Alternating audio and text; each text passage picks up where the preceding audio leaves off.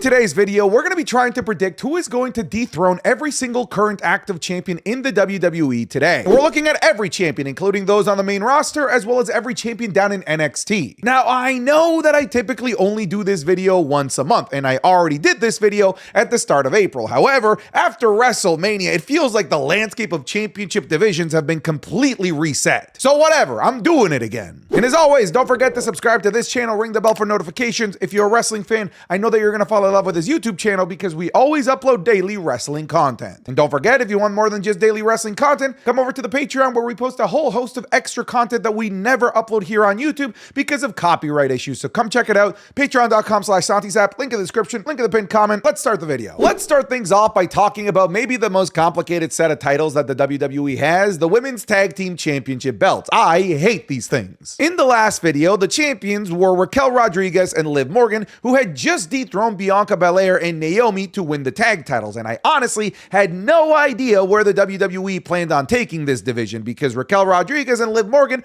were basically the only viable tag team left on the main roster that could be champions. I honestly also thought that the WWE was going to keep these tag belts off of WrestleMania altogether because there was really nothing for these women to do, but hey, they conjured up something very, very last minute. Now, in the last video, I thought that they were going to skip WrestleMania and they were going to come back after WrestleMania and feud with Alexa Bliss and Nikki Cross of the Wyatt Six. That was where I thought things could go.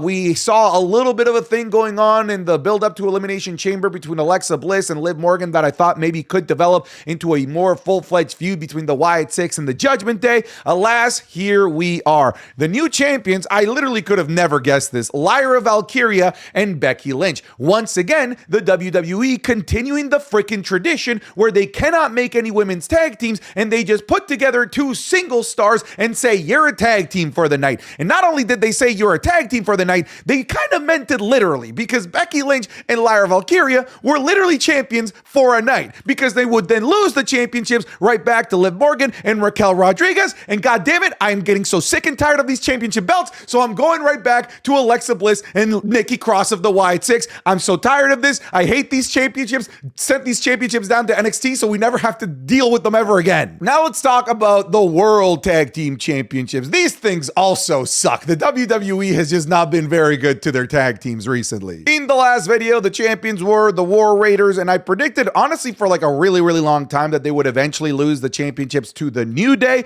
and they did lose the championships to the New Day. The New Day are the new World Tag Team Champions as of WrestleMania. The problem is that this division, even though we have new champions, is still a mess. This division really doesn't go any deeper than War Raiders, New Day, and A-Town Down Under because many of the other viable tag teams like LWO and American Made are off doing other things and they're acting more like factions than they are actual tag teams. So one of the things that I have in my mind is that we need to just fix the Raw Tag Team division, and one of the ways to fix the Raw Tag Team division is by actually like adding more tag teams that people actually want to watch. And I thought that they would maybe call up Fraxium as early as the Raw after WrestleMania. I thought that when the lights dimmed and the New Day were cutting a promo, that was going to happen, but it ended up being Rusev, and I don't think Rusev is going to be dethroning the New Day anytime soon, but I still think that somewhere down the line, maybe in a couple of months, we're going to have Nathan Frazier and Axiom debut on the main roster, and they'll be the ones to frickin' save this tag team division. The WWE Tag Team Championship belts. In the last video, the champions were the Street Profits, and my God,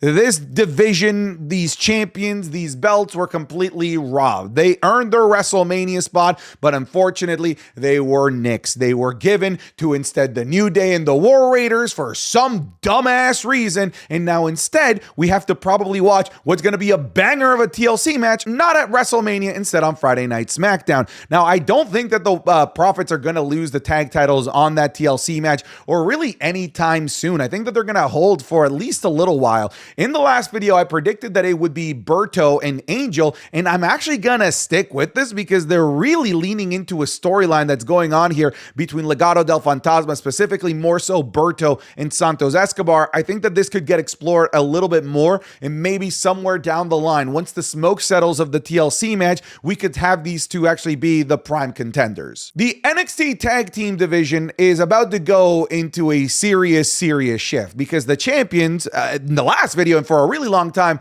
were Fraxium, and they weren't just the champions champions. They were like the most viable, pretty much like the only big tag team in the NXT Tag Team division. Now, in the last video, I predicted that we would have a combination of any two of these four from Dark State that would eventually go after the tag titles. My logic was that they attacked Fraxium in one of their earlier appearances, and what a great way to help put over a faction than to put gold on said faction. However, they instead went with Hank and Tank in what ended up being an absolutely brilliant match at NXT Stand and Deliver. These guys are lovable baby faces, and I think that lovable baby faces need to lose to evil dudes, and I think that I'm gonna go with Dark State, literally, again, for the exact same reason. Funny enough, Dark State is like more in the tag team division now. They're actually now going after NQCC, so I think this firmly puts them in a position to logically go after the Tag Team Championship sometime soon. The Women's North American Championship, this thing got real freaking confusing. In the last video, the champion was La Primera, Stephanie Vaquer, one of my favorites of all time,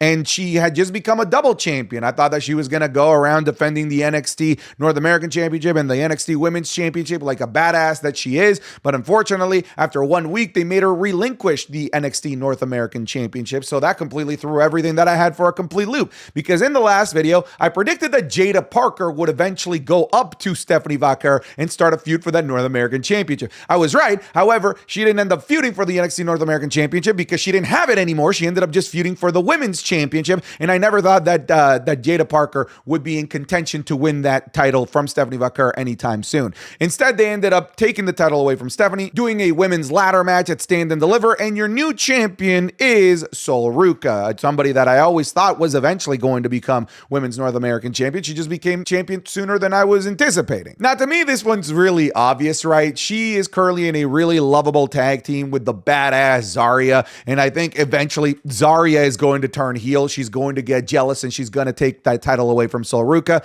So I'm not going to overcomplicate this. It's going to be Zarya. The Women's United States Championship, another championship belt that was left off of the WrestleMania card. I'm going to keep this real simple because I've been predicting this for the last set of videos. The champion in the last video was Chelsea Green. She's still the champion, and I'm still going to go with Zelina Vega. Zelina Vega is kind of closer to potentially actually like getting a championship opportunity because she has picked up an actual victory over Chelsea Green. I do think that we're going to be getting this match very, very soon, and that Chelsea Green is going to be dropping to Zelina Vega. The Women's Intercontinental Championship. This thing went from having no feuds at all, no storylines, to having a huge storyline and a huge feud. A storyline that I think is going to lead to a new champion. Now, in the last video, the champion was Lyra Valkyria. Between the last video and now, she did defend successfully against Bayley, and then she went on to partner up with Bayley at WrestleMania, but then Bayley got yanked for Becky Lynch. It's a really complicated thing. Now, in the last video, I said that Bayley would be your next Intercontinental Champion. In fact, I kind of predicted that they would become tag team champions and then Bayley would turn on her, which is kind of exactly what happened with Becky Lynch. Becky Lynch and Lyra Valkyria became champions, and then Becky Lynch turned on her, thus setting up a feud between Lyra and Becky, which presumably should be for the Women's Intercontinental Championship, thus giving the Women's Intercontinental Championship its first like actual proper storyline and feud. And if Becky Lynch is going after the title, she's winning the damn thing. Absolutely 100% she is. I wouldn't be surprised if they make her the new modern era Grand Slam champion, because now we have new sets of titles, so technically no one is a Grand Slam champion in the women's division anymore. The NXT North American Championship, another championship belt that changed hands in between the last video. The champion in the last video was Shawn Spears, and I thought he was going to hold a little bit longer than he ultimately did. Now, I did predict that he would eventually lose the title to Ricky Saints, who just jumped over from AEW. However, they did it way faster than I was expecting, because Ricky Saints is your North American champion, so I got that right. But now, this division is in a bit of a reset, because Ricky Saints went on to Stand and Deliver and defended cleanly against Ethan Page, and I just don't think that Ethan Page is going to continue to gun after this championship, so much so to the point where he becomes the new North American champion. In fact, I think Ethan Page is due for the main roster like literally any day now, if you ask me. They might do one more match and then send Ethan Page to the main roster, which kind of leads me to wonder like who is left in this mid-card division that could potentially threaten Ricky Saints, and I think it could be Lexis King. Lexis King and Ricky Saints literally just started a program, and they do have a match that's scheduled for the North American Championship, where I don't think that Lexis King is going to walk out as champion, because I do think that Ethan Page is going to interfere, but I think somewhere down the line in this feud that Lexis King could be your next North American champion, On top of that, he literally just lost his Heritage Cup, so opening up space in his trophy cabinet to win something new. And I think that something new is going to be the North American Championship. This is unreal. This is so good. Oh my God. Dude, here we go. Man, there it is. That's what we live for. That's a good moment. That was beautiful. Psych! That was a sneak peek of this week's Wrestling is Cool Match Club WrestleMania edition, available exclusively on patreon.com/SantiZap. This week we're looking at Roman Reigns versus Cody Rhodes, Bloodline Rules WrestleMania 40. God damn it, it's just as good as I remembered. The legendary match between The Rock and Hollywood Hulk Hogan at WrestleMania 18. The technical classic between Chris Jericho and Shawn Michaels at WrestleMania 19. The WrestleMania 23 Money in the Bank ladder match. And part 3 of the trilogy that was Stone Cold versus The Rock at WrestleMania 19. You'll be getting all of these, plus all the other matches that we've already done, plus the Raw reviews, SmackDown reviews, the currently ongoing and almost done Undertaker WrestleMania match review, the currently ongoing Royal Rumble reviews that we're doing, and so much more, all over on patreon.com/SantiZap. This is all content that we can never upload to YouTube because it would just get blocked due to copyright anyway because we use real footage. So go check it out, patreon.com/SantiZap. I am confident that if you try it even for just 1 month for this WrestleMania season, that you're going to fall in love with the content and the community. If you're already a patron, thank you so much for your support. Now let's get you back to the video. The United States Championship. In the last video, the champion was LA Knight, who actually had just recently defeated Shinsuke Nakamura. In the last video, I predicted that he would lose the championship to a debuting Rey Fenix. Rey Fenix did debut. Rey Fenix has been awesome, but Rey Fenix has not sniffed anything close to the US Championship picture. I could see it happening sometime soon, especially now after WrestleMania.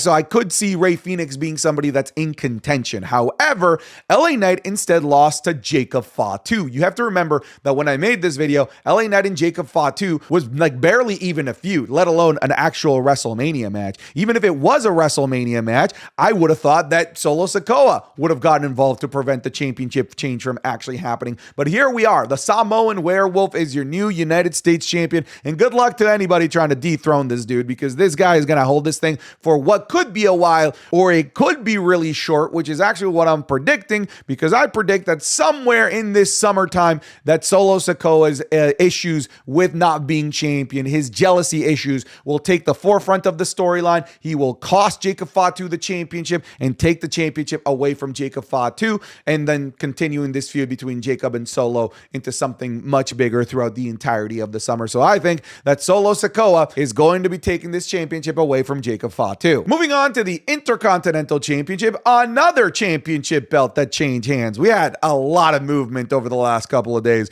In the last video, the champion was none other than the badass Braun Breaker. And in the last video, ladies and gentlemen, I predicted that Dominic Mysterio would be your next Intercontinental Champion, and he is. Now, this was before the Fatal 4-Way match was even announced. I just sort of like sniffed the air, and in the air, it tasted like Dirty Dom being your next champion. And ladies and gents, I was correct. The best thing to happen in all of WrestleMania weekend, we have Dirty Dominic Mysterio as an Intercontinental Champion, and the world is healing. Now, in terms of who's going to dethrone Dominic Mysterio, I'm going to predict that it's going to be Finn Balor. I know that this sounds a little bit weird, but just hear me out. Right now, the storyline that's keeping the Judgment Day together is that, hey, it doesn't matter who won so long as the title's in the Judgment Day, right? So I think that somewhere this summer, Finn Balor is going to take the championship away from Dominic Mysterio and say the same thing. Hey, it's not a big deal. We're all still family, right? So long as the championship belt is still within the Judgment Day, right? I think there's something really, really fascinating in terms of a storyline that could be told here. Not a full-blown Judgment Day Civil War where factions split and they go to war with each other,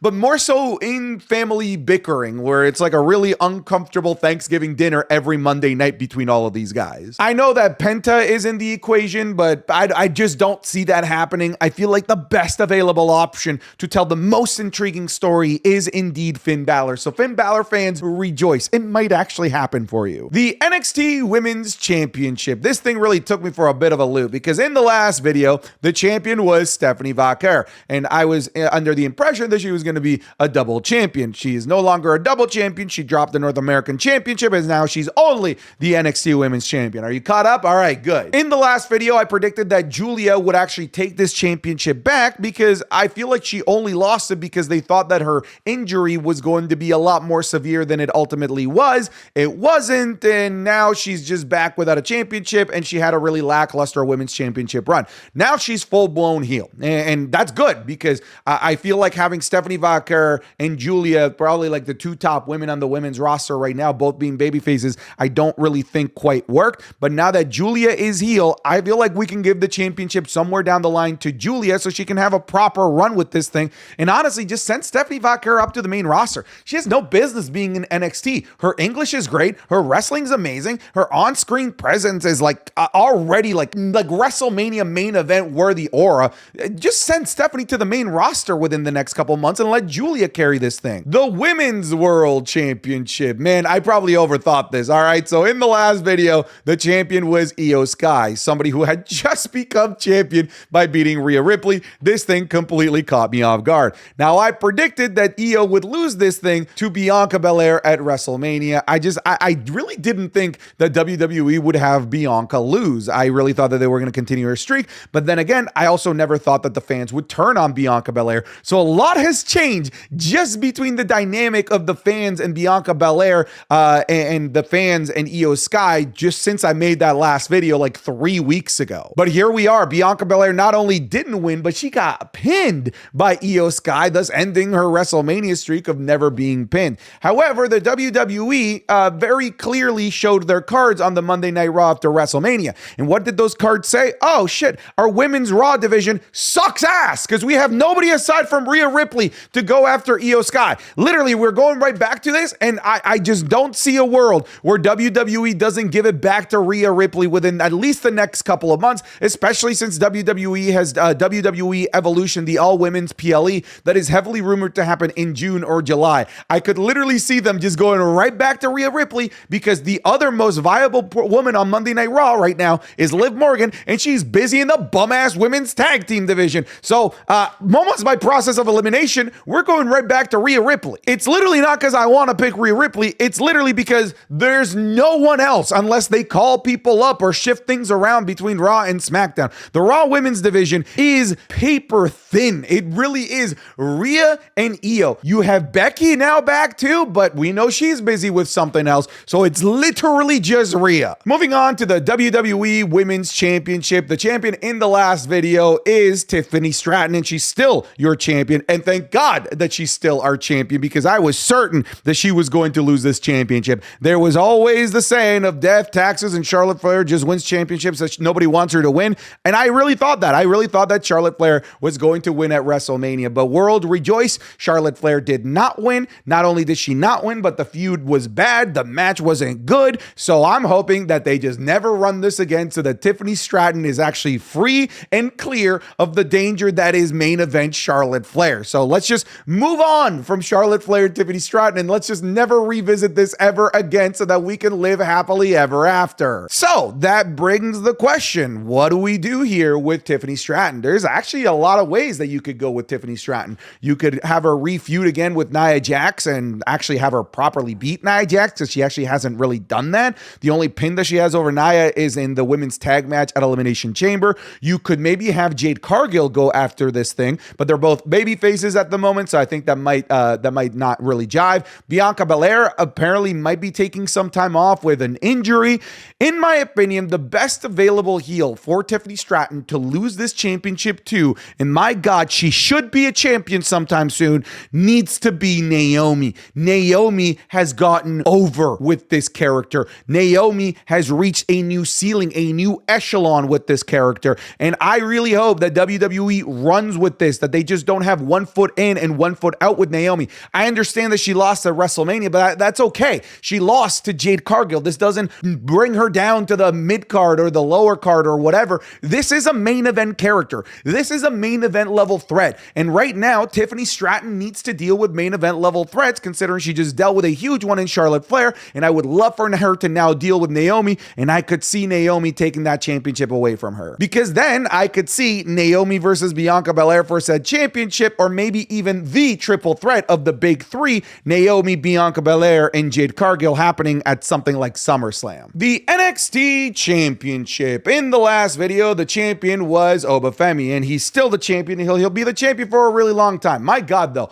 what a triple threat match that was. One of the best matches that I've ever seen. I think it might be arguably in contention for the best match in NXT history. You have to, at the very least, put it in the conversation, and many people will have it as their favorite match in NXT history between Obafemi, Javon Evans, and Trick Williams. It was just an excellent match. Now let's go over some realistic options, because when you look at the roster, there really aren't any. So I've had to go outside of the roster to really think about who has a strong chance to dethrone Obafemi. We have the Xenomorph Queen, the strongest of all of the aliens in the Alien universe. This is one where literally her spit could just cut through titanium. I really think that this could be a really strong match. At the very least, something worthy of a PLE between Oba and the Xenomorph Queen. We also have Abby from The Last of Us with a golf club. If you know, you know. We have Bane, because I mean, this guy is super powerful, but also has genius level intellect to the point where at points he was able to outsmart Batman. Yes, they're expecting one of us in the rubble, brother. And then we have Brock Lesnar. If you know, you know. And then we have Triple H just forcing Obafemi to vacate the championship by calling him up to the main roster. But I'm going to go with what I'm always going to go with, and that's Javon Evans. If anything,